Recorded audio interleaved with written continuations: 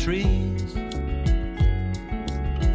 I don't mind the birds and I don't mind the bees. Toute la semaine, c'est Willy Barrois du restaurant Le B qui nous accueille dans sa cuisine. Donc là, aujourd'hui, on va s'attaquer au dessert. Qu'est-ce que tu as prévu pour nous? Un millefeuille vanille cardamome Ok. à base de pâte philo, glace vanille. Ok. Eh ben, on y va. Donc, tu as mis un petit peu de matière grasse, hein, du beurre sur ta plaque. Oui. Et tu vas disposer donc, tes petits carrés de pâte philo. C'est ça.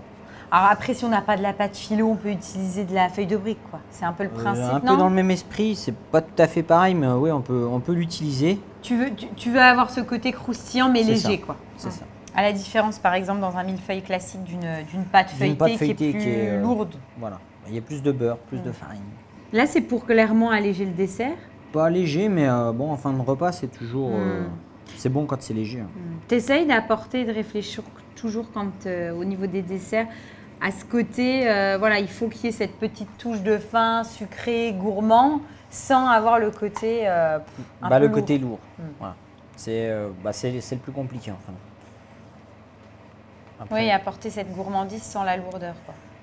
Après, par exemple, sur une recette comme ça, ce qui est plutôt adroit, c'est justement, tu as le côté gourmand qui sera là, croustillant. Parce qu'on va remettre un peu de sucre glace dessus, donc ça va donner un côté caramel sur la tuile, sur la pâte philo. Mais derrière ça, après le crémeux qui vient avec, il y a très peu de matière grasse.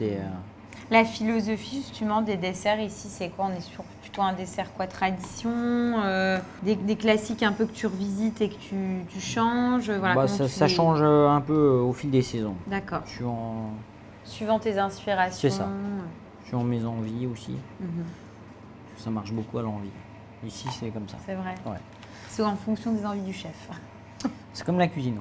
J'ai envie de manger ça, je fais. Et on se fait plaisir en faisant et du coup, on sait que ça va être bon.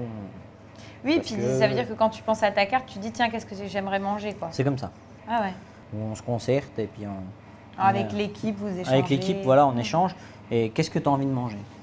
Donc, voilà. On passe au four? On passe au combien four. de temps à combien? 3 minutes à 180. Ok, ça marche. Ça va donner une belle coloration. Donc on enfourne. Hop, voilà. Encore 3-4 minutes. Et puis, on s'occupe de quoi? Du crémeux? Du crémeux. Crémeux à la vanille, cardamome. Eh bien, ça marche. Voilà. Donc, tu l'as préparé comment? Alors, on met à chauffer du lait, de la crème. On fait chauffer en infusion avec la cardamome et la vanille. D'accord. Après, à côté, on met des œufs, du sucre. Oh là, la cardamome, c'est ça. Oui. Ok. Avec la vanille. Voilà, avec la vanille. Des œufs, du sucre et de la gélatine et un peu de beurre à la fin. Okay. Mais un tout petit peu de beurre. Et donc, ça donne ça. Voilà. Donc là, tu l'as laissé reposer. Hein. Tu l'as fait combien de temps à l'avance? Moi, je l'ai fait hier soir. D'accord. En fin de compte, pour ce midi. Parce que si je la fais là, il faut attendre 3-4 heures. Voilà, le temps que la gélatine agisse. 3-4 heures minimum. D'accord. Pour avoir une... Eh bien, super. Donc, on la met en poche. On la met en poche. Et j'imagine que le côté, ce qui est important dans ta recette, c'est le bon équilibre entre la cardamome, la vanille. Il faut que ça soit... qu'on sente chacun des deux goûts sans que ça l'emporte l'un sur l'autre. Il ne faut pas que ça sente trop la vanille. Voilà, la cardamome, on ramène un côté un peu piquant, comme ça, un peu poivré. Donc c'est ça qui est intéressant. Oui, donc c'est une recette où on peut tout préparer d'avance et après on n'a plus qu'à faire le montage. C'est ça. Au moment de servir. Donc là c'est bon, on a la poche. Donc là la petite touche de couleur.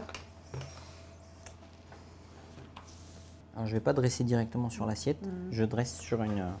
Sur ta petite spatule. C'est ça.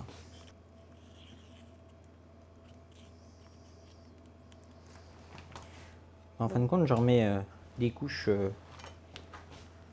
Donc, tu dresses ton millefeuille, quoi. Donc voilà. Tu mets une couche de crème. Une couche de pâte philo. C'est ça. Et pourquoi tu le dresses directement comme ça? Parce que tu veux pas que ça soit imbibé parce que je le relève en fin de compte. Ah, d'accord. Et si je le mets droit, tout tombe tout de suite. Ouais, donc tu le dresses là et ensuite, comme ça, tu peux le positionner dans ton assiette. C'est juste une astuce. Ok. Là, c'est la phase un peu délicate. Ok, donc là, hop, tu positionnes ton deuxième, on va voir si... Hop, non, je vais le mettre pareil, comme ça. Donc, une petite touche de sucre glace. Légère. Et puis après, tu n'as plus qu'à ajouter ta petite... Ma petite glace. Boule de glace. C'est vanille. Vanille, oui. Super. Bon, et ben voilà. C'est beau comme tout, on va goûter ça. Bah oui, on va faire les gourmands.